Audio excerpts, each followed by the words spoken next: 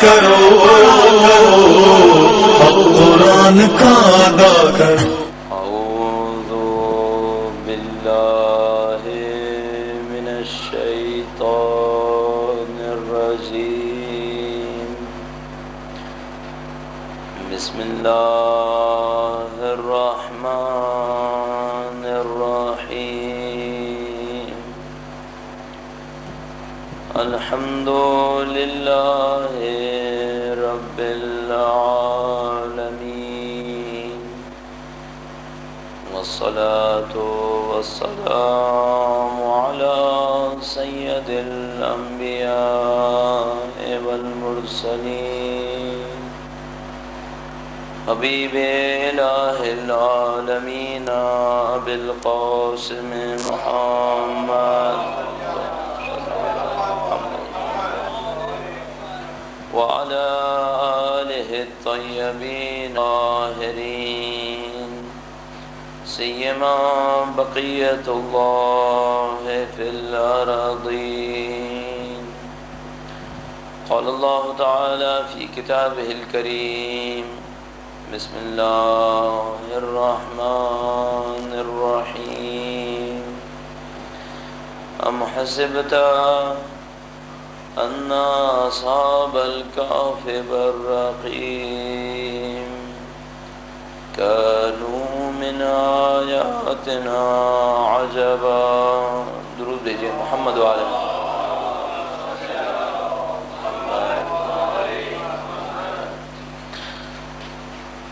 پروردگار عالم کی جو اوصاف عقل کے ذریعے سے انسان کے لیے ثابت ہوتی ہیں، یعنی وہ اوصاف کی جنہیں ہم انسان اپنے عقل اور شعور کو استعمال کرتے ہوئے بھی سمجھ پاتے ہیں کہ پروردگار عالم میں موجود ہیں، ان اوصاف کا تقاضا یہ ہے کہ پروردگار عالم انسانیت کی ہدایت کے لیے ایک باضابطہ نظام ارسال فرمائے، انسان کو کمال تک پہنچنے میں باقاعدہ رہنمائی کرے۔ اور اس کی وجہ یہ ہے کہ اگر باضابطہ رہنمائی اور باقاعدہ ہدایت انسان کو نہ بھیجی جائے تو اس دنیا کے اندر مسائل کے حل پر انسان کے اندر توانائی نہیں ہے۔ اور اس کی نشانی یہ ہے کہ دنیا کے اندر چھوٹی چھوٹی مشکلات پر بھی دسیوں آراء اور افکار موجود ہیں۔ تو آپ دنیا کے کسی بھی مسئلے کو اٹھا کے دیکھ لیجئے، شاید ہی کوئی مسئلہ ایسا ہو کہ جہاں پر اتفاق رائے پایا جائے، یعنی کوئی ایسا معتدل بے مسئلہ ہو، ایسا مسئلہ جس پر انسانیت نے توجہ دی ہو اور اس نے اتفاق رائے بھی حاصل کر لیا ہو۔ ہر مشکل کے اوپر متعدد آراء افکار ہم انسانوں کے پاس موجود ہیں۔ بہت سادہ مسائل سے لے کر بہت پیچیدہ تک پہ چلے جائیے، صورتحال یہی ہے۔ مثلا بہت سادہ مسائل کیا ہیں؟ بظاہر سادہ مسئلہ یہ ہے کہ انسان جو ایک دوسرے کے ساتھ رہتے ہیں، کن حقوق کو ادا کریں تو ان کی زندگی بہترین زندگی کہلائے گی۔ تو کسی نظریے میں آپ کو یوں نظر آئے گا کہ انسان ایک دوسرے کے لیے اپنے آپ کو وقف کر دیں، جیسے کہ مثال کے طور پر کمیونزم کے اندر نظر آتا ہے کہ آپ وقف کر دیجئے اپنے آپ کو معاشرے کے لیے، آپ اپنے طور پر کچھ نہ کیجئے، اپنے لیے کچھ نہ بنائیے، سب کچھ معاشرے کو دیتے چلے جائیے، اور معاشرہ حکومت کی صورت میں ظاہر ہوتا ہے۔ سب کچھ آپ حکومت کو دے لیجئے تو آپ کی سعادت پوری ہو جائے گی، آپ کی کامیابی حاصل ہو جائے گی۔ اور کوئی نظریہ یہ کہتا ہے کہ حکومت کا تو کوئی کام ہی نہیں ہے، حکومت کا تو کام بس یہ ہے کہ وہ چیزوں کو دور سے دیکھے، جہاں انتہائی ضروری ہو بس وہاں دخالت دے۔ تو یہ دو متضاد آراء ہو جائیں گی، اور ان دو متضاد کے درمیان میں دسیوں ہزاروں اور افکار اور آراء ہمارے پاس موجود ہیں۔ اسی طرح انسان کس حد میں جا کر قدرت کے نظام میں، طاقت کے نظام میں، یعنی جو انسان ایک دوسرے کے اندر محفوظ کر دیتے ہیں کہ آپ ہمارے سپروائزر بن جائیے، آپ ہمارے لیڈر بن جائیے، انسانوں کی شرکت کس حد میں ہونی چاہیے۔ تو کوئی نظام تو یہ کہتا ہے کہ آپ اپنی طاقت، اپنا اختیار کسی کو سپرد نہ کیجیے، آپ مطلق آزاد رہیے، جو کرنا ہے کرتے رہیے۔ اور کوئی نظام یہ کہتا ہے کہ نہیں، آپ کی کوئی طاقت نہیں ہونی چاہیے، آپ کے پاس کوئی اختیار نہیں ہونا چاہیے، جو بھی اختیار اور ارادہ ہو وہ سب ایک جگہ جمع ہو جانا چاہیے۔ تو یہ صرف چند مثالیں ہیں ایسے مسائل کی کہ جن کے اوپر انتہائی شدید طریقے سے اختلاف رائے موجود ہے، اور پروردگار عالم نے اسی مشکل کو حل کرتے ہوئے ادیان کو ارسال فرمایا، دین کو ارسال فرمایا، اور اس دین کو ایک تدریجی نظام کے تحت آہستہ آہستہ بیچتے ہوئے کمال تک پہنچایا، یہاں تک کہ ختمی مرتبت محمد مصطفیٰ صلی اللہ علیہ وسلم کے ذریعے نبی اکرم کے ذریعے سے قرآن کریم کا نظام بہترین نظام کی صورت میں انسانوں کے پاس موجود ہوا۔ اب یہ ہے کہ قرآن کریم ایک کتاب کی صورت میں انسانوں کے پاس موجود ہے، دنیا کا بہترین نظام خود قرآن کریم ارشاد فرماتا ہے کہ اس پہ عمل کرو گے تو سعادت کو حاصل کرو گے، کامیابی کو حاصل کرو گے۔ لیکن تعجب کی بات یہ ہے کہ وہ قوم جس کے لیے قرآن کریم نازل کی گئی ہے، وہ قوم جس کو اللہ تعالیٰ نے کہا کہ کنتم خیر امۃ اخرجت للناس، تم بہترین قوم ہو جسے دوسری قوموں کی خاطر بنایا گیا ہے، وہی قوم اس وقت تنزلی کے کئی مسائل کے اندر دوچار ہے۔ اور وہ مسائل کہ جن کو ہم مادی ترقی کی نشانی قرار دیتے ہیں، ان کو اگر چھوڑ بھی دیں تو وہ مسائل جن کا حتیٰ مانوی ترقی سے تعلق ہے، وہ مسائل بھی انہی قوموں کے اندر پائے جا رہے ہیں جو بظاہر اللہ تعالیٰ کے پیغام کے مدافع ہیں، اللہ تعالیٰ کے پیغام کو دوسروں تک پہنچانے کی ذمہ داری رکھتے ہیں۔ تو ایک عجیب صورتحال بنتی ہے کہ ایک طرف سے قرآن کریم کا دعویٰ ہے کہ کنتم خیر امۃ اخرجت للناس، تم بہترین امت ہو جسے دوسری امت کے لیے بنایا گیا ہے، اور دوسری طرف سے مسلمان کا کردار ہے جو اپنے کردار کے کسی بھی ذریعے سے، اپنے کردار کے کسی بھی پہلو سے اپنے عمل کو جسٹیفائی نہیں کر رہا، اپنے عمل کو، اپنے مقام کو صحیح حل نہیں کر رہا۔ ظاہر ہے اس کے اندر اگر ہم اسباب کا جائزہ لینے کی کوشش کریں تو خود بخود ایک واضح سبب ہمارے سامنے آتا ہے، وہ یہ کہ ہم صاحب قرآن نہیں ہیں۔ ہم قرآن کریم کے خطاب میں قرار تو پا رہے ہیں، یعنی جب قرآن کریم فرماتا ہے یا ایھا الناس، ہم بھی خطاب میں ہیں۔ جب قرآن کریم ارشاد فرماتا ہے یا ایھا المسلمون، اگر قرآن کریم میں یہ تعبیر موجود ہو تو مسلمانوں کے خطاب میں ہم بھی آتے ہیں، بلکہ ہمارا دعویٰ یہ ہے کہ یا ایھا الذین آمنوا میں ظاہر ہے کہ ہم شامل ہیں۔ لیکن مشکل داری یہ قرار پا رہی ہے کہ ان تمام خطابات میں آ جانے کے باوجود ہم ہی وہ لوگ ہیں کہ جو قرآن کریم کی تعلیمات سے بہت کم آشنائی حاصل کر پاتے ہیں، اور اس کی وجہ ہمارے ذہن میں ہے۔ تو یہ سلسلہ اسباب کہ قرآن ہماری قوم کے لیے نازل ہوا، انسانیت کے لیے نازل ہوا، اس انسانیت تک پہنچانے کی ذمہ داری مسلمانوں کو دی گئی، اور جو مسلمان ذمہ دار ہیں وہ خود ہی تنزلی کا شکار ہیں، اور تنزلی کا شکار اس وجہ سے ہے کہ قرآن کریم ہونے کے باوجود استفادہ نہیں ہے۔ خود بخود یہ سلسلہ ہمیں اس بات پر پہنچاتا ہے کہ جتنا زیادہ قرآن کریم احیاء ہوگا، جتنا زیادہ قرآن کریم معاشرے کے اندر زندہ ہوگا، اس کے بعد ہم یہ توقع رکھ پائیں گے کہ ہم ایک حل پر پہنچ جائیں، ایک ایسی جگہ پر جہاں ہم اپنے وظائف، اپنی ذمہ داریوں کو اور زیادہ مناسب طریقے سے ادا کر پائیں۔ درود بھیجیے گا محمد و آل محمد صلی اللہ علیہ وسلم۔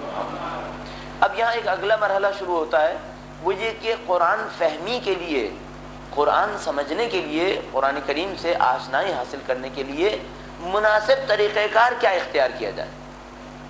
وہ یہ ہے کہ ایک کتاب ہمارے پاس موجود ہے، اور اگر بہرحال ترجمہ موجود بھی ہے، بلکہ 20 ترجمے ہمارے پاس موجود ہیں، یہ رکاوٹ کم سے کم ہمارے پاس نہیں ہے کہ یہ ہماری زبان میں نہیں ہے، اس قسم کی کوئی رکاوٹ ہمارے پاس نہیں ہے۔ تو میرا نہیں خیال دنیا کی آباد زبانوں میں، یعنی وہ زبانیں جو آج بھی دنیا کے اندر بولی جاتی ہوں، کوئی زبان بچی ہو کہ جس کے اندر قرآن کریم موجود نہ ہو، یا اگر ہوگی بھی تو اس کی تعداد اتنی کم ہوگی کہ شاید اتنا زیادہ قابل اعتنا نہ رہا ہو، اور ایسے لوگ بھی یقیناً کسی اور زبان کے جاننے والے ہوں گے جس زبان کے اندر قرآن کریم کا ترجمہ موجود ہوگا۔ تو دنیا کے 6 ارب انسانوں میں میرا نہیں خیال کہ کوئی ایک آدمی بھی ایسا موجود ہو جو یہ کہے کہ میں اس کتاب سے کسی بھی قسم کا استفادہ حاصل نہیں کر سکتا۔ ہر شخص کے لیے اس کی زبان میں کم سے کم یہ امکان موجود ہے۔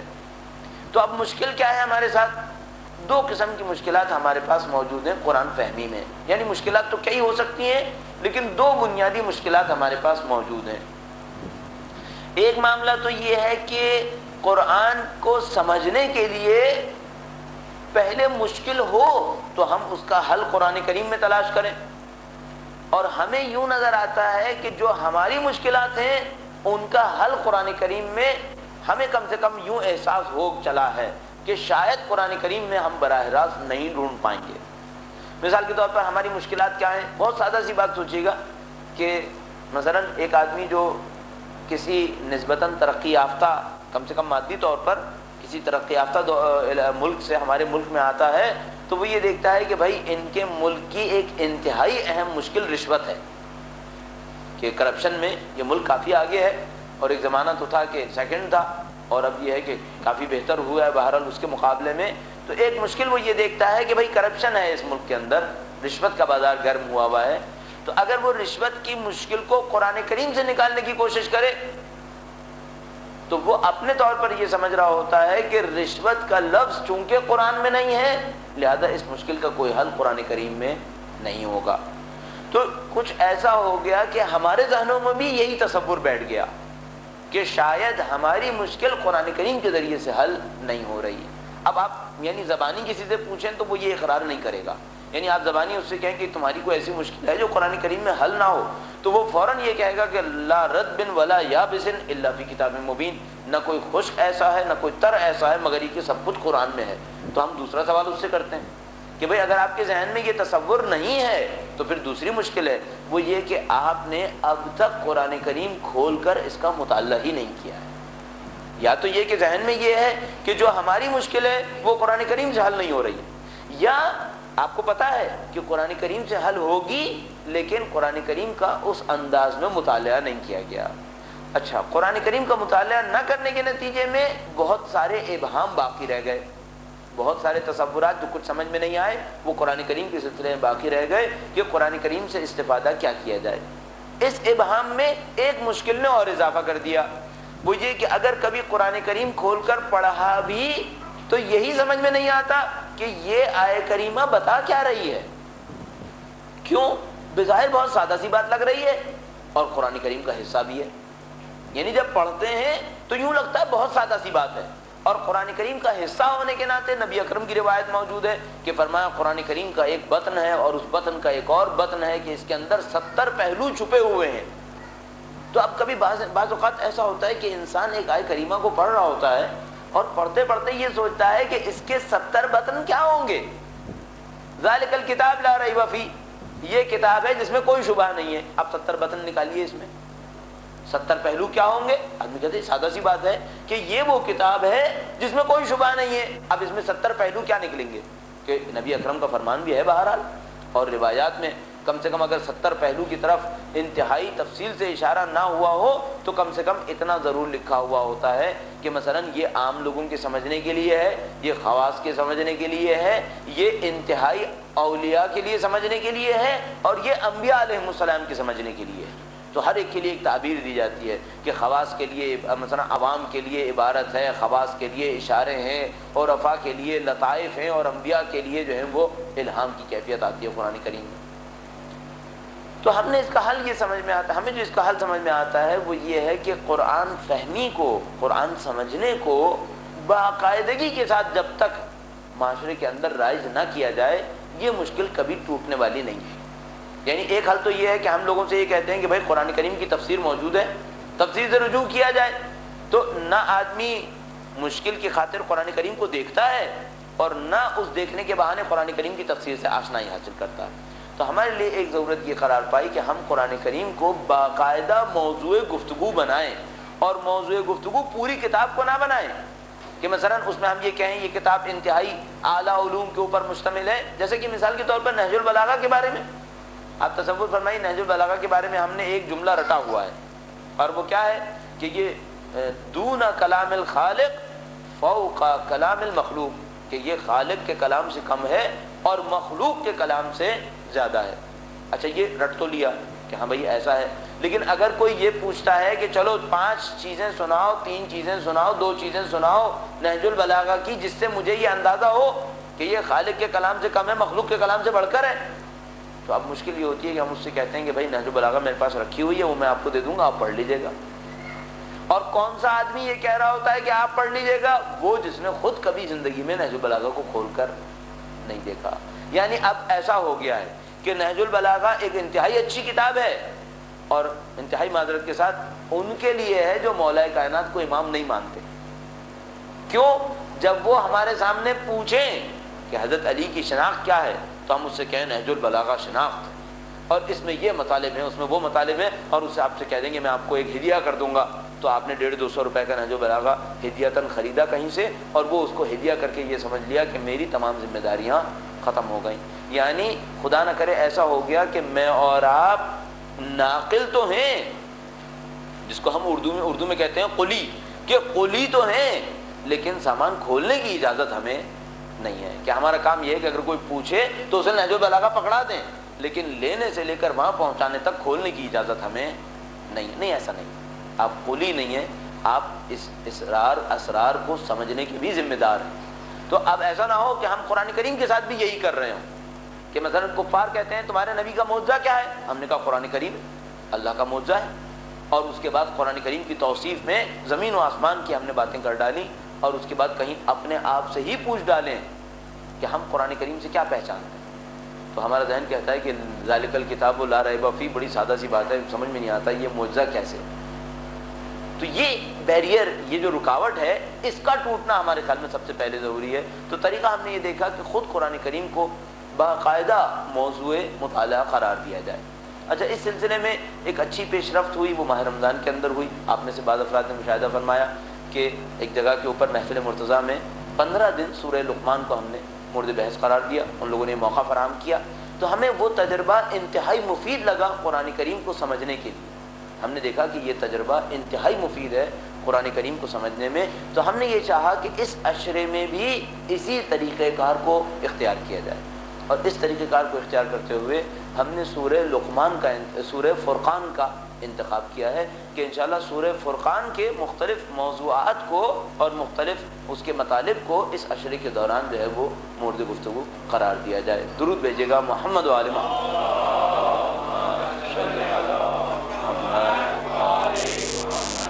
اب پروردگار سے ظاہر ہے ہماری جو دعا ہے، پروردگار عالم کے حضور ہمارے دست دعا ہے وہ یہ ہے کہ پروردگار ہمیں سورہ فرقان کے مطالب کو اچھے طریقے سے، کم کم اتنے طریق اس حد میں کہ جو اس وقت کی بہرحال ایک محدودیت ہے، 10 دن سے زیادہ ہم نے اس بات کو نہیں بڑھانا ہے، اور کوشش یہ کرنا ہے کہ سورہ فرقان کے مطالب جو ہیں وہ 10 دن کے اندر بہرحال مکمل ہو جائیں. تو پروردگار سے بس ہماری دعا یہ ہے کہ خداوند متعال ہمیں قرآن کریم کو اس طریقے سے بھی سمجھنے کی توفیق عنایت فرمائے.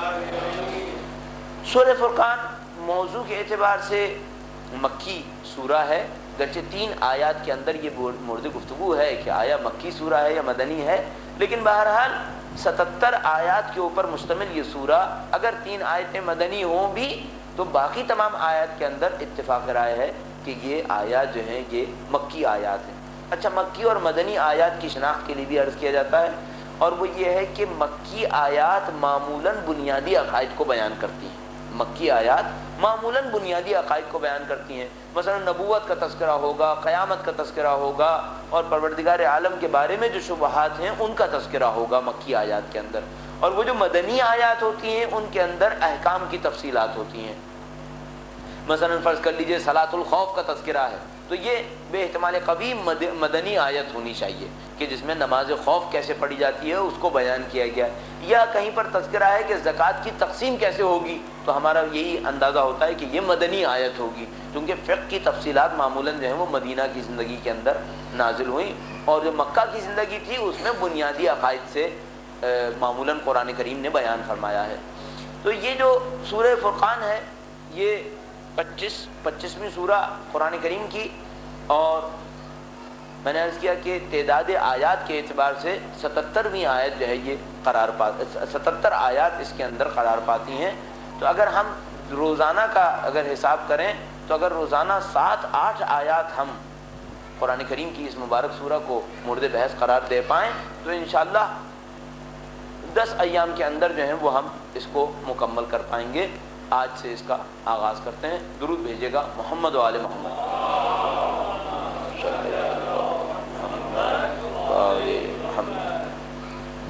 بسم اللہ الرحمن الرحیم. تبارک الذی نزل الفرقان علی عبدہ عالمین نذیرا الذی لہ ملک السماوات والارض ولم يتخذ ولدا ولم يكن له شریک فی الملک وخلق كل شیء فقدرہ تقدیرا. آیت کریمہ کے آغاز میں ہی پہلی آیت میں ہی فرقان کا لفظ آیا ہے.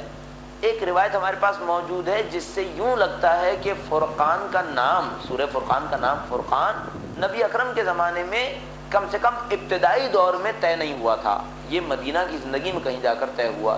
ایک روایت اس طرح سے موجود ہے کہ جو سورہ تبارک الذی نزل الفرقان پڑھے، روایت اس طرح سے ہے کہ جو تبارک الذی نزل الفرقان پڑھے اس کا ثواب یہ ہوگا۔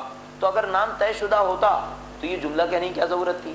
بس اتنا کہہ دیا جاتا کہ جو سورہ فرقان پڑھے اس کا ثواب اتنا ہوگا۔ تو لگتا ہے کہ اس وقت تک سورہ کا نام طے نہیں ہوا تھا، لہذا فرمایا جو سورہ تبارک الذی نزل الفرقان پڑھے۔ اچھا، اس سے ایک اور بات طے ہوتی ہے، وہ یہ کہ سورہ کے کانٹینٹس بہت ارلی، بہت جلد ہی طے ہو گئے تھے کہ کتنی آیات ہیں اس کے اندر۔ بعض سورہ ایسی ہیں جن کے آیات کی مقدار ابتدائی زمانوں میں طے نہیں ہوئی تھی کہ بھئی کتنی آیاتیں اس کے اندر ہیں، کون کون سی آیتیں۔ اب آپ تصور فرمائیے، ظاہر ہے کہ جس سورہ کے اندر آخری وحی کی آیتیں آئی ہیں وہ سورہ طے نہیں ہوئی ہوگی کہ اس کی آیات کتنی ہیں، تبھی تو آخری وحی کی آیت اس کے اندر ڈال دی گئی، پہلے سے طے شدہ نہیں ہوگی۔ لیکن سورہ اخلاص کیا ہے، اس کی آیات پہلے سے طے شدہ ہیں کہ بھئی اس کے اندر یہ آیتیں ہیں۔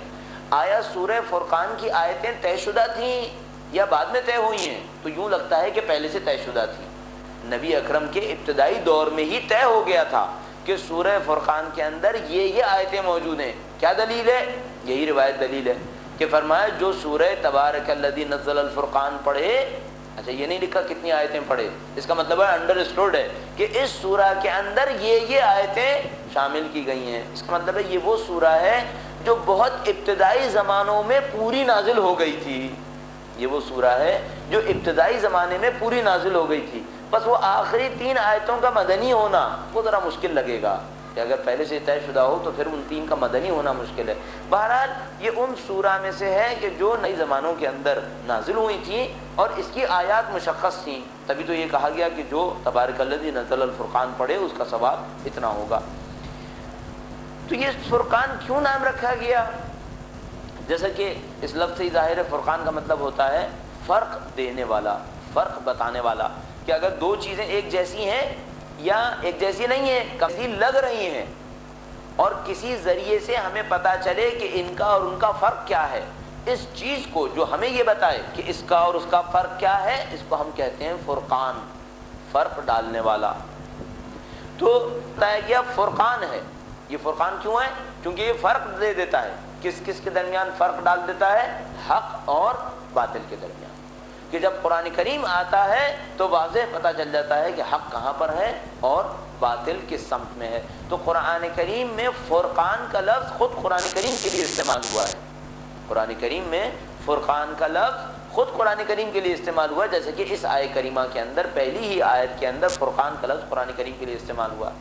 البتہ فرقان کا لفظ نبی اکرم کے لیے بھی استعمال ہو سکا ہے، قرآن کریم میں فرقان کا لفظ نبی اکرم کے لیے بھی استعمال ہو سکا ہے۔ اور وہ کیوں؟ اس کی وجہ یہ ہے کہ نبی اکرم کی ذات بھی فرقان ہے، کہ نبی اکرم کی ذات بھی فرق ڈال دیتی ہے، تمیز کروا دیتی ہے حق اور باطل کو۔ اس اعتبار سے دیکھیں تو اللہ کی تمام نشانیاں فرقان کہلائیں گی، اللہ کی تمام نشانیاں فرقان کہلائیں گی۔ اس کی وجہ یہ ہے کہ ان نشانیوں کی روشنی میں ہم حق اور باطل کے درمیان فرق ڈال لیتے ہیں، تو اس کو ہم فرقان کہتے ہیں۔ تبارک الذی نزل الفرقان علی عبدہ لیکون للعالمین نذیرا۔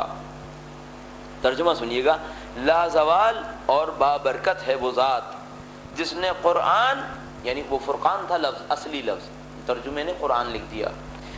لا زوال اور بابرکت ہے وہ ذات جس نے فرقان اپنے بندے پر نازل کیا تاکہ وہ عالمین کو ڈرائے۔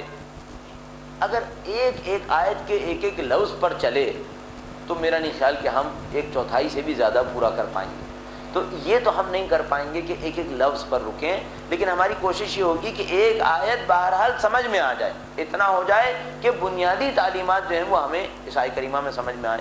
اشارتاً بس سوچیے گا، اس سورہ کی سٹارٹنگ بالکل سورہ اسراء کی سٹارٹنگ ہے، اس کا طریقہ کار بالکل سورہ اسراء کا ہے۔ سورہ اسراء کیسے شروع ہوتی ہے؟ سورہ اسراء یا سورہ بنی اسرائیل بھی کہتے ہیں اسے، سبحان الذی اسریٰ بعبدہ لیلاً، پاک و پاکیزہ ہے وہ ذات جس نے اپنے بندے کو رات میں سفر کروایا من المسجد الحرام الی المسجد الاقصى الذي بارکنا حولہ. پاک و پاکیزہ ہے وہ ذات جس نے اپنے بندے کو رات میں سفر کروایا مسجد حرام سے مسجد اقصیٰ تک. وہ اسٹارٹنگ وہاں پہ ذہن میں رکھیے، اس کا آغاز بھی ایسے ہی ہے. پاک و پاکیزہ ہے، لازوال بابرکت ہے وہ ذات جس نے قرآن اپنے بندے پر نازل کیا تاکہ دنیا کو ڈرائے. وہاں پر بھی جملے کا رزم بالکل یہی ہے کہ اس کے اندر یہ بتایا گیا ہے کہ پاک و پاکیزہ وہ ذات ہے جس نے رات کو سفر کروایا اپنے بندے کو تاکہ اللہ کی نشانیوں کو دیکھے. اور یہاں پہ کہا کہ بابرکت ہے وہ ذات جس نے اپنے بندے پر فرقان نازل کیا. اچھا، قرآن کریم میں ایک بات ہمیشہ ذہن میں رکھیے گا، وہ یہ کہ اگر کوئی وصف استعمال ہوتی ہے، کوئی صفت استعمال ہوتی ہے، تو اس صفت میں علت بھی سمجھ میں آتی ہے. قرآن کریم میں مثلا اگر میں آپ سے یہ کہوں ان کو رکھو یہ بہت ہوشیار ہیں، کیا مطلب ہے؟ ان کو رکھو یہ بہت ہوشیار ہیں، کیا مطلب ہے؟ کیوں رکھ رہے ہیں ہم؟ ان کی ہوشیاری کی وجہ سے. ٹھیک ہے، تو ہم نے جو صفت استعمال کی ہوشیار، یہ کیا سمجھا رہی ہے؟ یہ سبب بھی سمجھا رہی ہے، علت بھی سمجھا رہی ہے. تو قرآن کریم نے کیا کہا؟ تبارک الذی نزل الفرقان علی عبدہ سبحان الذی اسری بعبدہ لیلا. پاک و پاکیزہ ہے وہ جس نے اپنے بندے کو سفر کروایا رات میں. یعنی سفر کیوں کروایا؟ انتہائی بندگی کی وجہ سے، کیونکہ نبی اکرم نے اپنی ذات میں بندگی کو کمال پر پہنچایا تھا، لہذا ان کو رات میں سفر کروایا.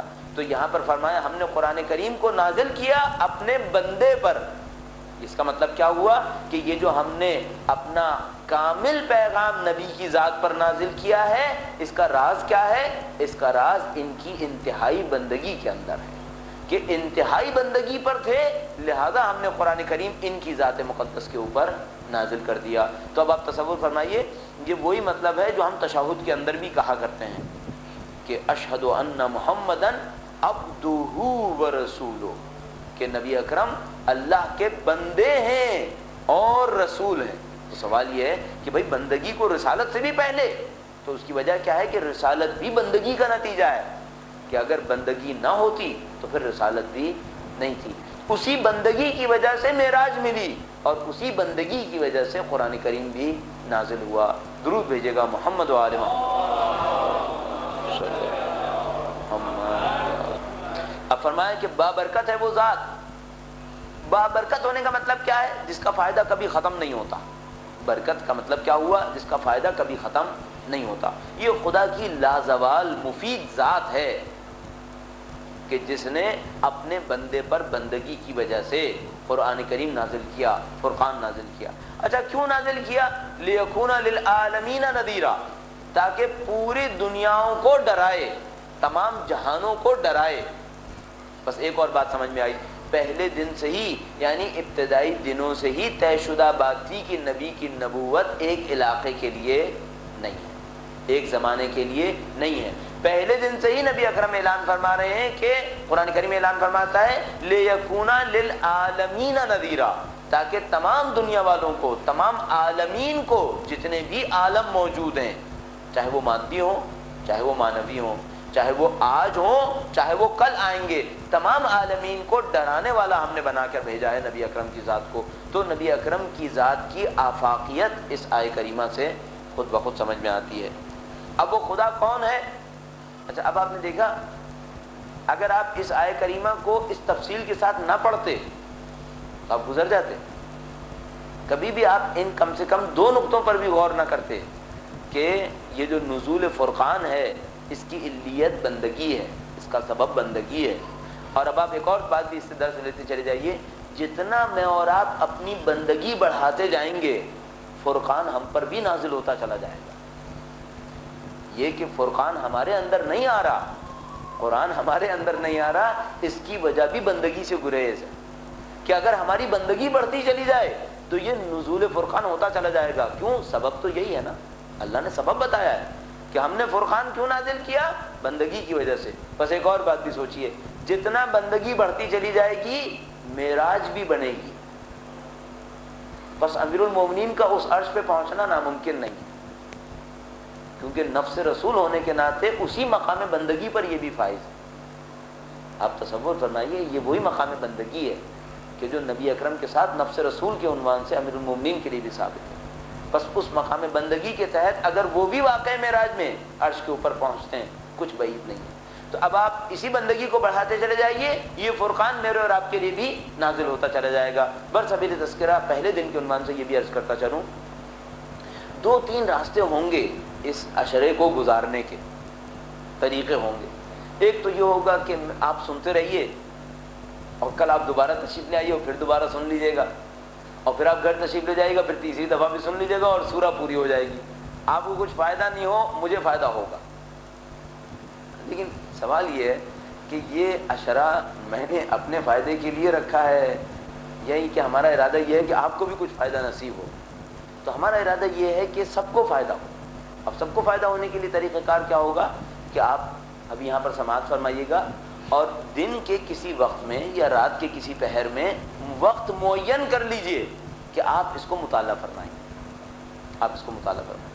تو اس میں کیا ہوگا، ایک ریویژن بنے گا۔ اور یقین فرمائیے، میں آپ کی خدمت میں عرض کرتا چلوں، 1984 میں ہم طالب علمی کا آغاز ہوا تھا، دینی طالب علمی کا۔ تو 1985 میں ماہ رمضان پڑا، پہلا ماہ رمضان۔ ہمارے ایک استاد ہوا کرتے تھے آیت اللہ تقدیری، خدا ان کو غریق ہے، رحمت اور برکات اور فیوز کرے، انتہائی پاکیزہ انسان، انتہائی پاکیزہ۔ آیت اللہ خمینی کے براہ راست شاگرد تھے اور انتہائی پاکیزہ آدمی تھے۔ اور انہوں نے ہمیں اس ماہ رمضان میں سورہ انسان، جس کو ہم سورہ دہر کہتے ہیں، تفسیر سنائی تھی۔ جب وہ 30 دن میں 10 آیتوں سے زیادہ نہیں بتا سکے، اور مجھے زندگی بھر میں افسوس رہتا ہے کہ کاش وہ پورا کر دیتے۔ یقین فرمائیے کہ جو مطالب میں نے اس وقت سنے تھے، میرے ذہن پر ابھی تک نقش ہے۔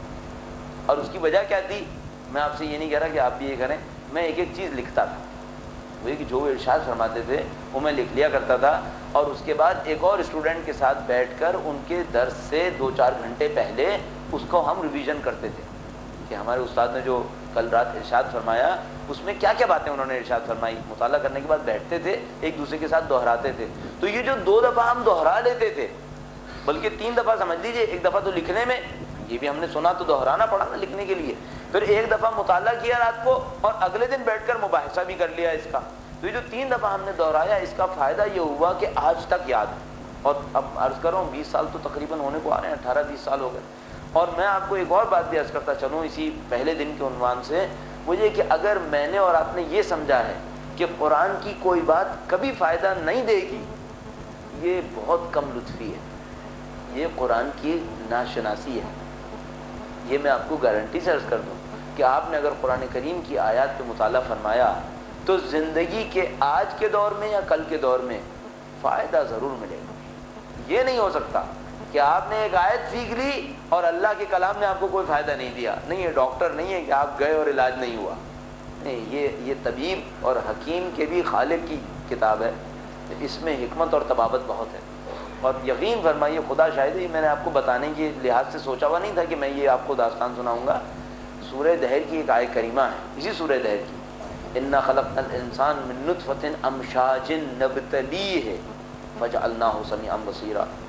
ابھی پچھلے ہفتے ایک صاحب نے اسی آیت میں یہ امشاج پوچھ لیا مجھ سے کہ یہ امشاج کیا ہے، تو 20 سال پہلے جو ہم نے ان سے سنا تھا وہی کھٹا کھٹ دہرا دیا کہ امشاج یہ ہے۔ اس میں 20 سال بعد کام آیا، کام آئے گا، یہ آپ ذہن میں رکھیے گا کہ بیکار نہیں جائے گا، تو زندگی میں کہیں نہ کہیں کام آئے گا۔ اب یہ ہے کہ آپ کتنا کام میں لائیے، میرے تو کام آئے گا کیونکہ میں تو پڑھ کے آؤں گا نا، یہاں دوبارہ بولوں گا، پھر رات کو ہم جب بھی جو کچھ بولتے ہیں رات کو دوبارہ سوچتے ہیں، یعنی کبھی بعد میں ایک دفعہ ضرور سوچتے ہیں کہ جو بولا اس میں کوئی گڑبڑ تو نہیں کر دی کہ کل جا کے اس کو پھر صحیح کریں۔ پھر معصوم تھوڑی ہیں، غلطیاں بہت کرتے ہیں، تو اس میں یہ ہے کہ ہم تو 3 دفعہ دہرا لیں گے اور یہ ہمارے لیے ہو جائے گا، کافی رہے گا پھر ذہن میں۔ اب آپ اپنا سوچ لیجئے کہ آپ نے جو ہے وہ کیا طریقہ کار اختیار کرنا ہے۔ درود بھیجے گا محمد و آل محمد، محمد الذی لہ ملک السماوات والارض۔ پروردگار فرماتا ہے یہ وہ خدا ہے کہ آسمانوں اور زمینوں کی حکومت اور مالکیت اسی کی ہے۔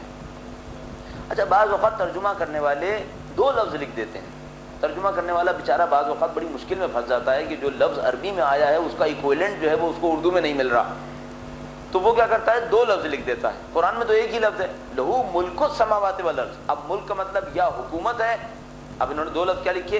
حکومت اور مالکیت، کیونکہ ملک کے اندر دونوں مطلب آ رہے ہیں، مالکیت کا بھی ہے اور حکومت کا بھی ہے۔ اس کی وجہ کیا ہے؟ کیونکہ ملک لفظ کے دو معنی نکلتے ہیں، ایک معنی حکومت اور ایک معنی مالکیت۔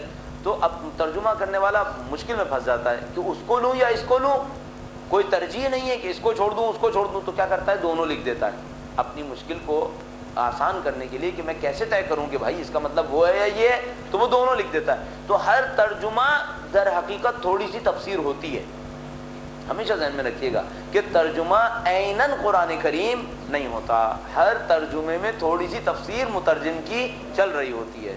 تو اس میں بھی ایسا ہی ہے، یہ جو ہمارے ہاتھ میں ہے یہ تفسیر نمونہ ہے، تفسیر نمونہ اردو میں دستیاب ہے، یہ سیٹ آپ کی خدمت میں ہوگا، چونکہ یہ کیمرے پہ بھی آ جائے تو میں آپ کو عرض کر دوں تفسیر نمونہ بڑی جلد میں بھی ہے، چھوٹی جلد میں بھی ہے، انتہائی نفیس تفسیر ہے اور عام مطالعے کے لیے بہت اچھی تفسیر ہے کہ انسان کسی بھی آیت میں ایک مفہوم کو سمجھنا چاہتا ہو جا کر اس تفسیر کو دیکھ لے۔ تو آپ اپنے گھر میں مثلا کوئی اور چیزیں رکھیں یا نہ رکھیں، مثلا جاگنگ ٹریک اور یہ اور وہ، لوگ پتہ نہیں کیا کچھ اپنے گھروں کے اندر رکھتے ہیں لیکن نہیں معلوم تفسیر نہیں رکھتے۔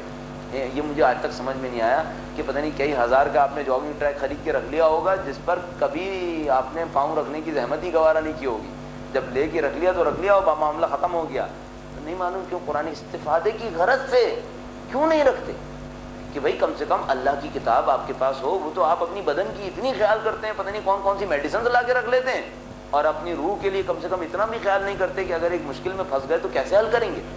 تو ایک تفسیر لا کے آپ رکھیے، مناسب تفسیر ہو کہ جو آپ کو رہنمائی کرے۔ اردو میں بہت ساری تفاسیر جو ہیں وہ دستیاب ہیں، یہ پہلے دن کے حساب سے جو ہے وہ یہ چیزیں میں آپ کی خدمت میں عرض کر رہا ہوں۔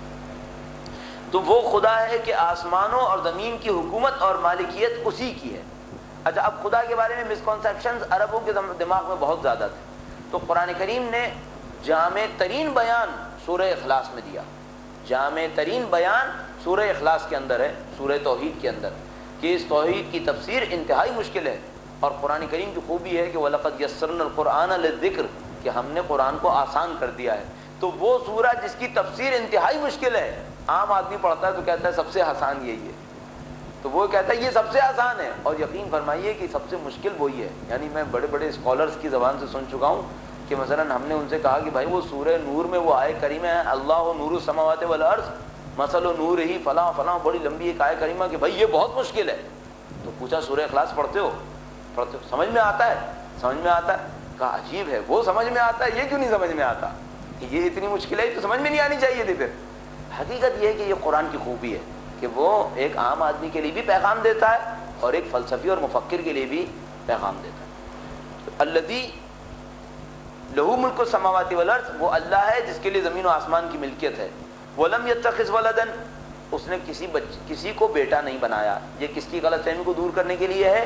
یہ یہودیوں اور نصارہ کی غلط فہمی کو دور کرنے کے لیے کہ قالت الیہود عزیز ابن اللہ، کہ یہود کہتے ہیں کہ حضرت عزیز اللہ کے بیٹے ہیں، وقالت النصارى کہ حضرت عیسیٰ اللہ کے بیٹے ہیں۔ تو دونوں کی غلط فہمیوں کو دور کرنے کے لیے اللہ تعالیٰ نے کہا کہ ہم نے کسی کو بیٹا نہیں بنایا۔ ولم یتخذ ولدا، اس نے کسی کو بیٹا نہیں بنایا۔ ولم یکن لہ شریک فی الملک، اور اس حاکمیت اور مالکیت میں اس کا کوئی شریک نہیں ہے۔ یہ عربوں کی غلط فہمی کو، جو کفار مکہ تھے، بت پرستی کیا کرتے تھے، میں پہلے بھی کئی دفعہ عرض کر چکا ہوں، بت پرست خالقیت میں صرف اللہ کے قائل تھے۔ بت پرست یہ کہتے تھے پیدا تو اللہ نے کیا ہے، اس میں وہ موحد تھے، اس میں وہ ایک اللہ کے ماننے والے تھے۔ گڑبڑ ربوبیت میں کرتے تھے، کہتے تھے چلانے والا ایک سے زیادہ ہے، بنانے والا تو وہ بھی کہتے تھے۔ قرآن کریم کہتا ہے ان سے پوچھو کس نے خلق کیا تو کہیں گے اللہ نے خلق کیا۔ یہ قرآن کریم کے الفاظ۔ تو کفار مکہ بھی خالقیت میں اللہ کے قائل تھے، لیکن جب بات اس پہ آتی تھی کہ چلانے والا کون ہے تو کہتے تھے شریک ہے، اللہ مل کے چلاتا ہے۔ ایک نعرہ بھی لگایا کرتے تھے حج کے زمانے میں، ایک عجیب شرک آمیز نعرہ لگاتے تھے، قرآن کریم نے سب کی تردید کر دی۔ وَلَمْ يَكُنْ لَهُ شَرِيكٌ فِي الْمُلْكِ، اس ملک میں مالکیت اور حکومت میں اس کا کوئی شریک نہیں ہے۔ وَخَلَقَ كُلَّ شَيْءٍ فَقَدَّرَهُ تَقْدِيرًا، اس نے سب چیزوں کو پیدا کیا ہے اور ہر ایک کا صحیح صحیح اندازہ لگایا ہے۔ اس نے ہر ایک کو پیدا کیا ہے، ہر شے کو۔ خلق کل شیء، کل شیء کیا ہے؟ سب کچھ۔ اس نے ہر چیز کو پیدا کیا ہے، کسی اور نے نہیں پیدا کیا، اسی نے پیدا کیا ہے۔ وَقَدَّرَهُ تَقْدِيرًا، اور ہر چیز کو اندازے پر پیدا کیا ہے۔ اب اندازے پہ پیدا کرنا، میں اس طرح سے اس کی ایک مثال دوں گا. آج میں ٹیلی ویژن پہ دیکھ رہا تھا تو ایک ٹیلی ویژن چینل پر بارش کے بارے میں بتا رہے تھے کہ قرآن کریم کا بارش کے بارے میں تصور کیا ہے. تو یہ بتایا کہ بھائی جناب یہ جو زمین کے اوپر پانی ہے، سمندروں کے اندر، دریاؤں کے اندر، نہروں کے اندر، جھیلوں میں اور تالابوں میں، یہ پر سیکنڈ اتنے ملین ٹن ہوا میں چلا جاتا ہے. پر سیکنڈ پتہ نہیں 160 ملین ٹن کتنا بتایا کہ یہ ہوا میں چلا جاتا ہے. تو پر ایئر کئی ٹریلین ٹن بن جائے گا، اور ایک ٹریلین جو ہے وہ 1000 بلین ہوتا ہے. تو وہ ایسی رقم بن جاتی ہے جو ہمیں سمجھ میں نہیں آتی ہے. تو ایک سیکنڈ میں کئی لاکھ ٹن پانی جو ہے وہ ہوا میں چلا جاتا ہے، کروڑ ٹن. اور یہ جو پانی ہوا میں جاتا ہے، ایواپوریٹ ہو کر جاتا ہے، یہ سارا کا سارا واپس آ جاتا ہے. اور یہ نظام اتنا دقیق ہے کہ ایک قطرے کی بھی کمی یا زیادتی نہیں ہوتی. یہ سارا پانی اوپر جاتا ہے، پھر یہ سارا پانی نیچے آتا ہے. اچھا اگر یہ پانی تھوڑا سا کم ہوتا رہے تو کیا ہوگا؟ انسان ختم ہو جائے گا، کیونکہ over a period of time سارا پانی ختم ہو جائے گا. یا آپ کہیے ایک قطرہ ایک سال بڑھتا رہے تو کیا ہوگا؟ ایک قطرہ بڑھاتے رہیے، پھر دنیا میں ایسا سیلاب آئے گا کوئی وقت بچے گا ہی نہیں. اللہ نے ہر چیز کو ایک اندازے پہ پیدا کیا ہے، بس وہی اندازہ ہے جو چل رہا ہے، وہی پانی ہے جو چل رہا ہے. آپ کہیں گے پانی بھاپ بن کے اڑ جاتا ہے، بھاپ بن کے اڑتا ہے، پھر نیچے آتا ہے. آپ کہیں گے زمین میں چلا جاتا ہے، وہ زمین میں چلا جاتا ہے، پھر دوبارہ تالابوں اور جھیلوں میں جاتا ہے، پھر وہاں سے دریاؤں سمندروں میں جاتا ہے، پھر وہاں سے اوپر جاتا ہے، پھر دوبارہ نیچے آتا ہے. ایک مقدار ہے پانی کی، وہی ہے جو چل رہی ہے. اب آپ سوچئے سونا کیا بڑھتا ہے؟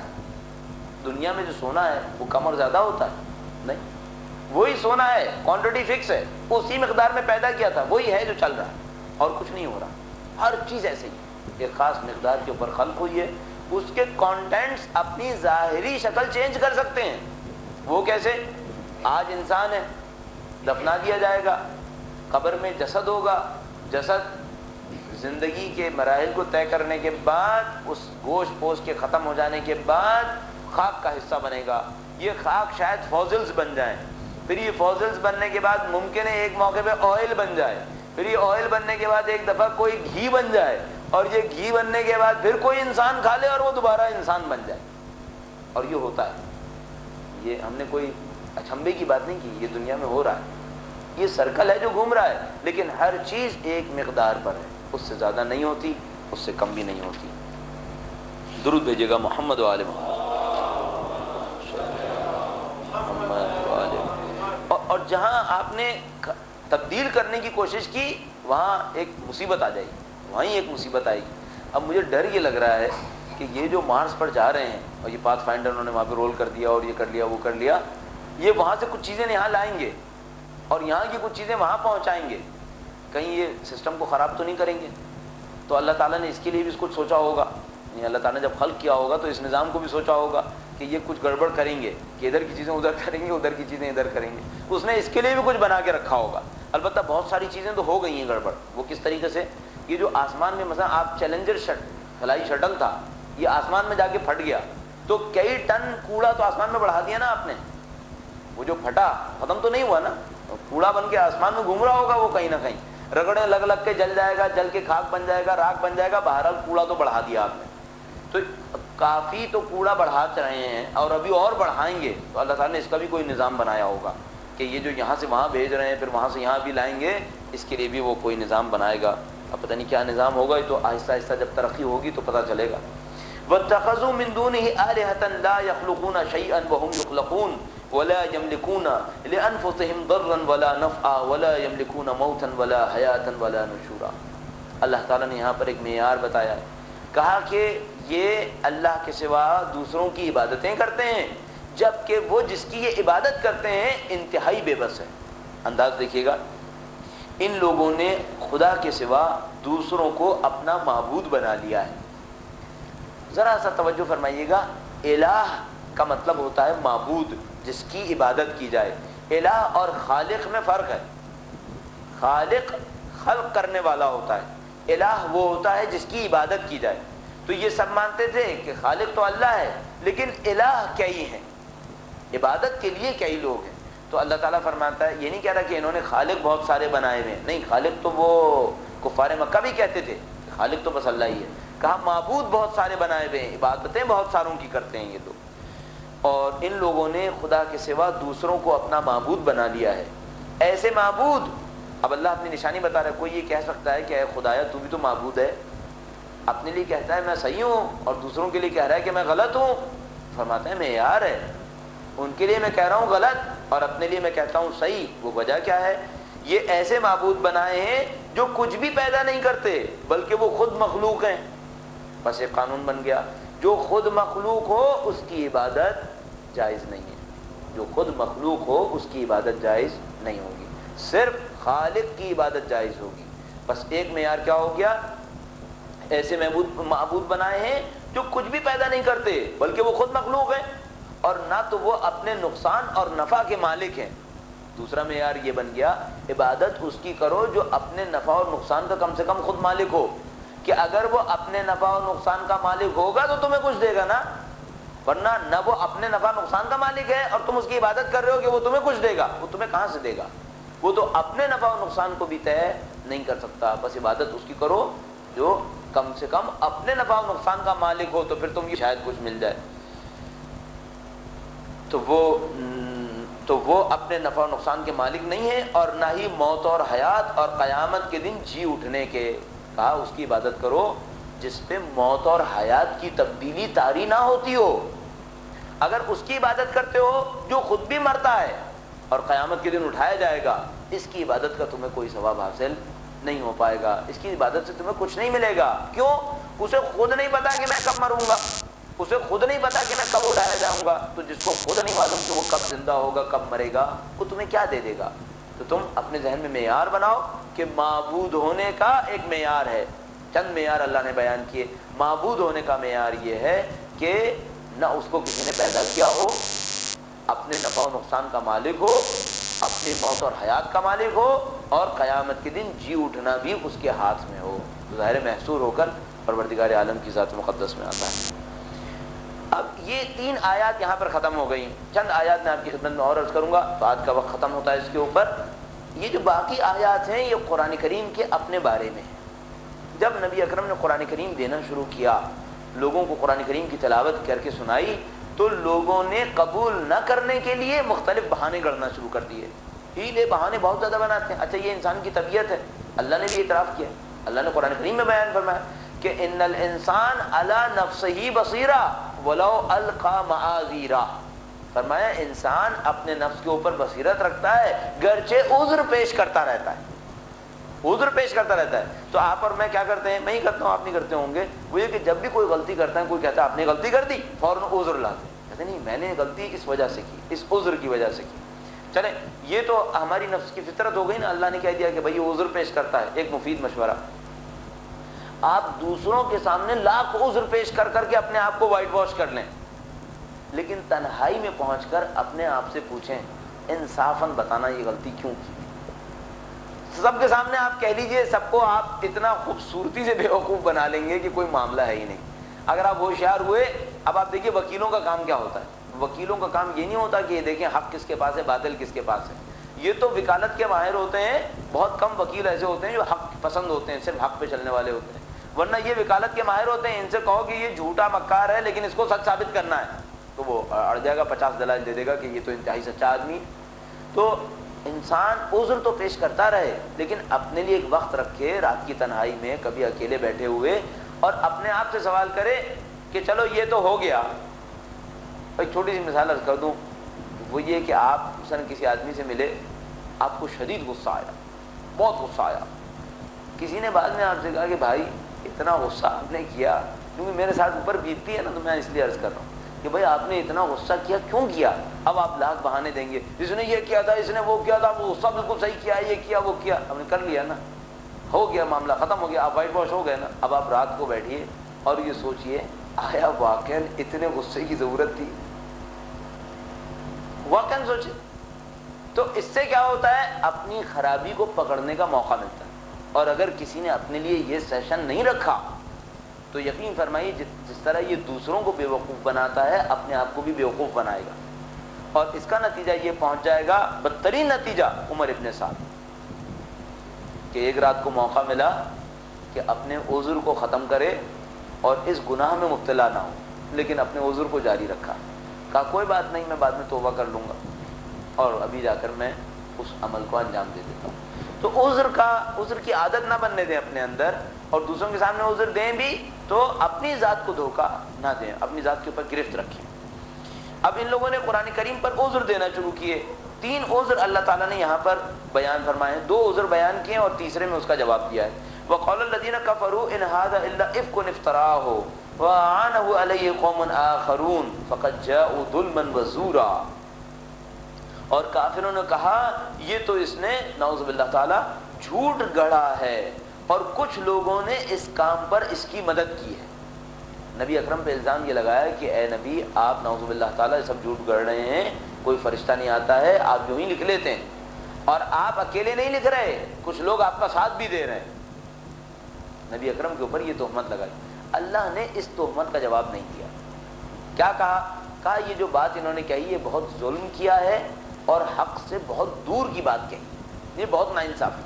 یعنی خدا متعال کہہ رہا ہے کہ یہ الزام اتنا بے بنیاد ہے کہ میں اس کا جواب بھی نہیں دے رہا۔ کیوں؟ آپ کہہ رہے ہیں جھوٹ گڑا ہے، کسی اور نے مدد کی ہے، تو بتاؤ کس نے مدد کی ہے؟ جس نے مدد کی ہے اس کے پاس قرآن جیسی حکمت ہونی چاہیے تو مدد کرے گا نا۔ دکھاؤ کس کے پاس اتنی حکمت ہے، اور اگر اتنی حکمت کسی ایک انسان کے اندر نکل سکتی ہے تو 4 آدمی لے کے تم بھی بیٹھ جاؤ، تم بھی ایسے ہی بنا کے دکھاؤ۔ تو قرآن کریم میں جو جگہ جگہ چیلنج کیے ہیں اس کے بعد وہ یہ کہتا ہے اب اس غلط بات کے اوپر ہم مزید تبصرہ نہیں کرتے۔ فقط جاءوا ظلما وزورا، بہت ظلم کیا ہے، بہت ناانصافی کی ہے۔ اب مزید تفصیل نہیں بتائی۔ مزید تفصیل کیا ہے کہ اگر یہ نبی نے جھوٹ گڑھا ہے اور لوگوں کی مدد سے گڑھا ہے تو ہم نے تو دعویٰ کیا ہے کہ تم تمام جن و انس مل کر اس کی جیسی ایک سورہ بنا کے دکھاؤ۔ تو اگر نہیں بنا سکتے تو اعتراف کرو کہ نبی نے گڑھا نہیں ہے، نبی نے کسی کی مدد سے نہیں لکھا ہے بلکہ یہ اللہ نے مدد دی ہے، اللہ نے بھیجا ہے۔ وَقَالُوا أَسَاطِيرُ الْأَوَّلِينَ اكْتَتَبَهَا فَهِيَ تُمْلَى عَلَيْهِ بُكْرَةً وَأَصِيلًا۔ کہا دوسرا الزام یہ لگایا، اور انہوں نے کہا یہ تو وہی گزشتہ لوگوں کے افسانے ہیں جنہیں اس نے قلم بند کیا ہے اور صبح شام اسے لکھوایا جاتا ہے۔ 2 طرح سے ترجمہ ہوا، وہ یہ کہ یہ الزام کیا ہے؟ الزام یہ ہے کہ یہ وہی داستانیں جو پہلے بھی ہم سنتے رہتے تھے، یہ وہی داستانیں ہیں جو پہلے بھی ہم سنتے رہتے تھے، یہ انہوں نے کہیں لکھ لی ہیں اور صبح شام ان کو بولتے رہتے ہیں اور لوگوں سے لکھواتے رہتے ہیں، یا انہوں نے لکھ لی ہیں اور صبح شام اسی کو پڑھتے رہتے ہیں لوگوں کے اوپر۔ یہ ایک دوسرا الزام ہو گیا نعوذ باللہ تعالیٰ، اس طرح سے الزام لگا دیا کہ بھئی یہ تو پرانی داستانیں ہیں، یہ پہلے سے مشہور ہیں، ان کو دوبارہ انہوں نے لکھ کر بیان کر دیا ہے۔ اللہ نے کیا جواب دیا؟ قُلْ أَنزَلَهُ الَّذِي يَعْلَمُ السِّرَّ فِي السَّمَاوَاتِ وَالْأَرْضِ۔ اللہ نے براہ راست اس کا بھی جواب نہیں دیا۔ جواب کیا ہے؟ آیا قرآن کریم صرف پرانی داستانیں ہیں؟ اگر قرآن کریم صرف پرانی داستانیں ہوتی تو تم یہ کہتے کہ یہ داستانیں تم پہلے سے جانتے تھے، نبی نے کوئی نیا کام نہیں کیا۔ تو قرآن کریم میں صرف پرانی داستانیں نہیں ہیں، حکمت کی باتیں ہیں، زندگی گزارنے کا طریقہ بتایا ہے، وہ تم نے کہاں سے دیکھا؟ اس کے بارے میں کیا جواب دو گے؟ پھر دوسرا معاملہ یہ ہے کہ یہ واقعات جو نبی نے بتائے ہیں کیا اس سے پہلے تم ایسے ہی جانتے تھے؟ تو اس سے پہلے تم ایسے نہیں جانتے تھے، بلکہ تم پتہ نہیں کیا کیا خرافات جانتے تھے اس کے نام پر۔ تو اب یہاں پر تمہیں حقیقت بتائی گئی ہے، جیسے کہ مثلا واقع اصحاب کہف کے اندر ہوا کہ اللہ تعالیٰ نے بتایا کہ ہم نے حقیقت بتائی، تم پہلے نہیں جانتے تھے۔ قُلْ أَنزَلَهُ الَّذِي يَعْلَمُ السِّرَّ فِي السَّمَاوَاتِ وَالْأَرْضِ، کہہ دو اسے تو اس نے نازل کیا ہے جس کے پاس آسمانوں اور زمین کے اسرار ہیں۔ اِنَّهُ كَانَ غَفُورًا رَحِيمًا، اس آیت کریمہ کے آخر میں اللہ تعالیٰ نے ایک امکان دیا ہے، کہا ٹھیک ہے تم نے ساری باتیں کر لی، اس قرآن کو اس نے نازل کیا ہے جو دل کے چھپے ہوئے اسرار بھی جانتا ہے۔ یعنی تم جھوٹ باتیں کرتے رہو، الزام لگاتے رہو، ہم نے جواب دینا تھا دے لیا، اور تم سمجھ رہے ہو کہ تم نے جو کچھ کہا وہ ہمیں نہیں پتا کہ تم نے دل میں کیا کہا ہے، تم جانتے ہو کہ اللہ کی کتاب ہے اور الزام لگا رہے ہو۔ تو خدا دل کے چھپے ہوئے اسرار کو جانتا ہے، جو ان اسرار کو جانتا ہے اسی نے نازل کیا ہے یہ۔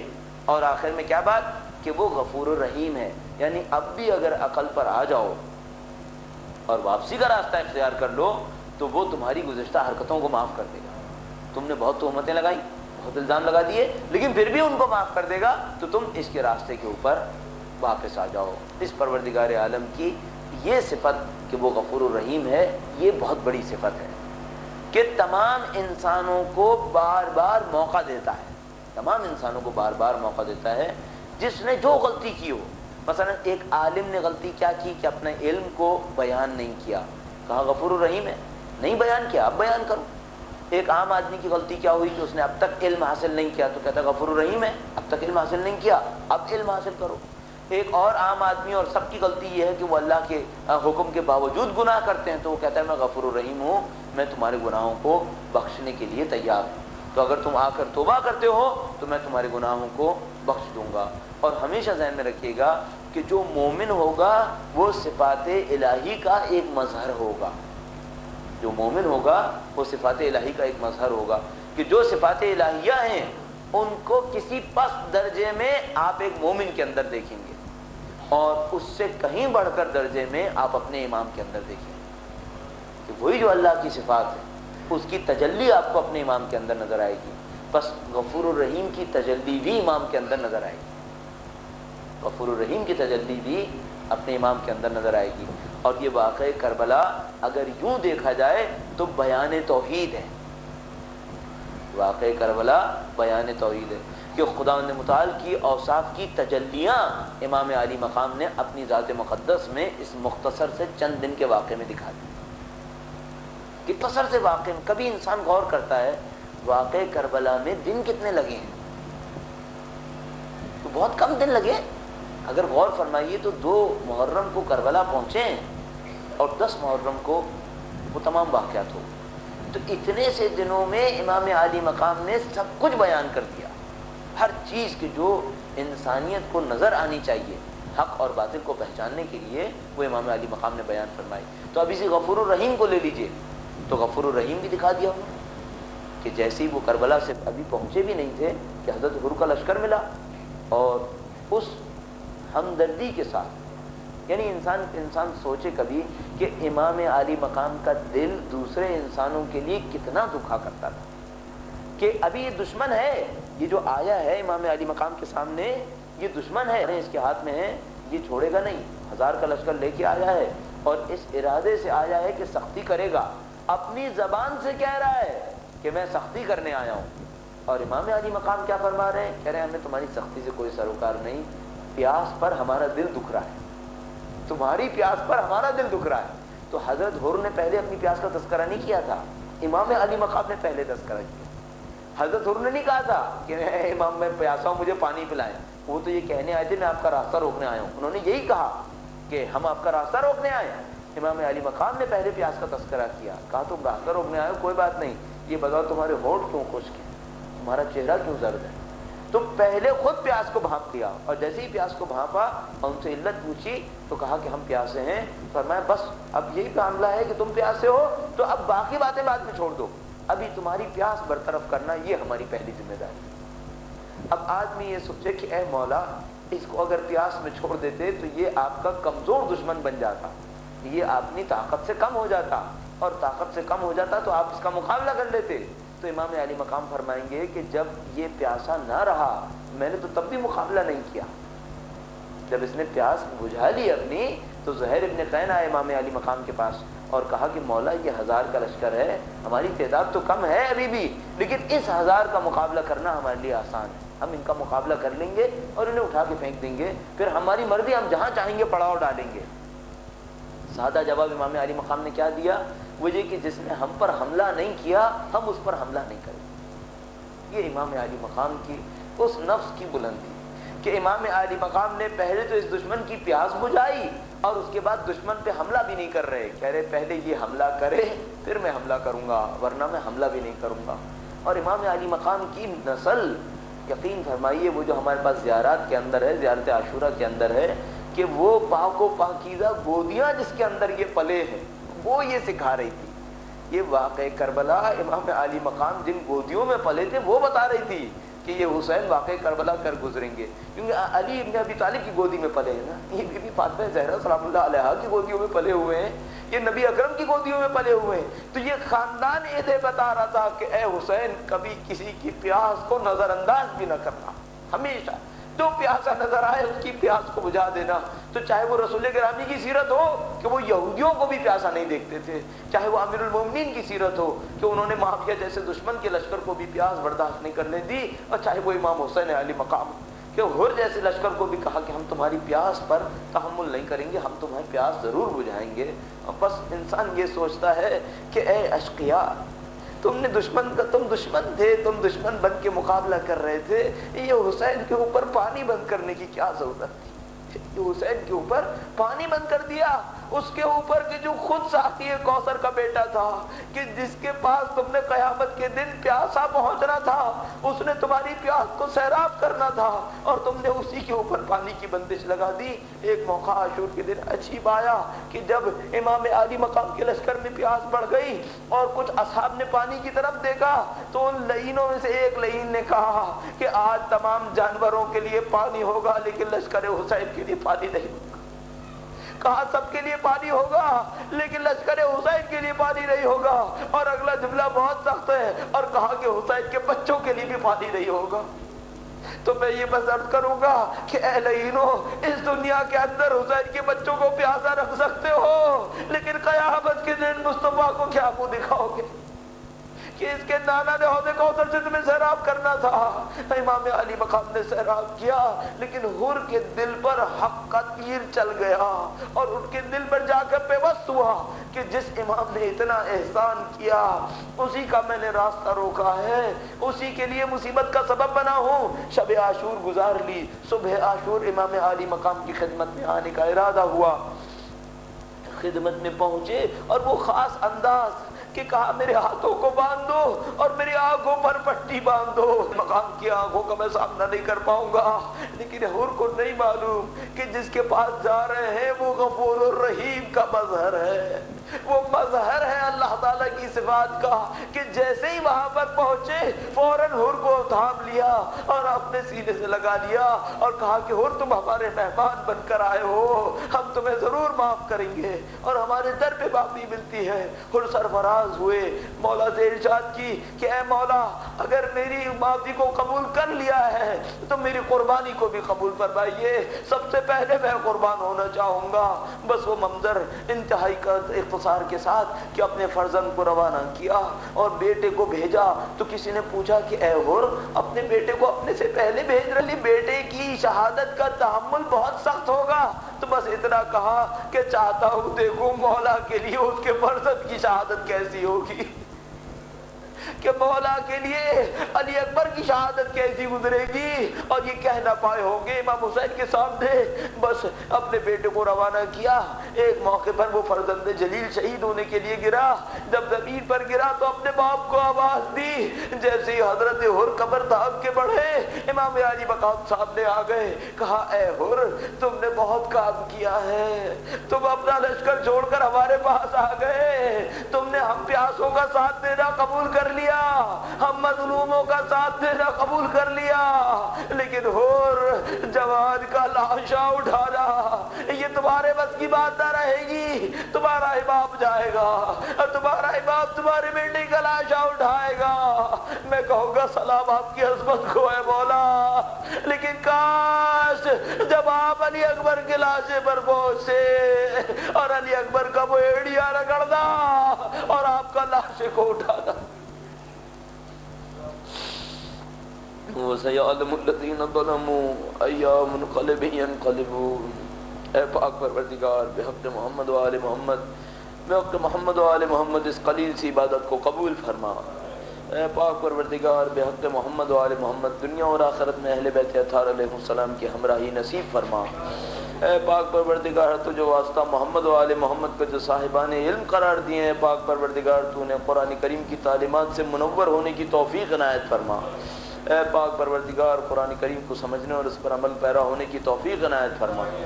اے پاک پروردگار پرچم اسلام کو، فکر اہل بیت اطہار علیہ السلام کو دنیا کے کونے کونے تک پہنچانے کی توفیق عنایت فرما۔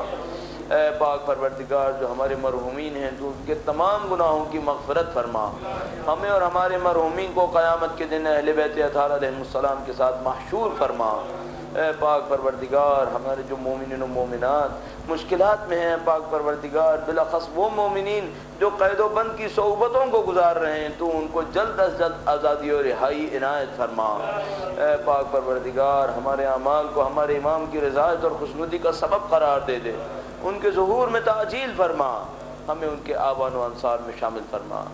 ایک سورہ فاتحہ اور 3 دفعہ سورہ اخلاص تمام مومنین و مومنات کی ارواح کے لیے، بالاخص ان شہداء کے لیے جو اس سال واقعہ عاشور میں دنیا کے مختلف مقامات پر شہید ہوئے۔ بسم اللہ.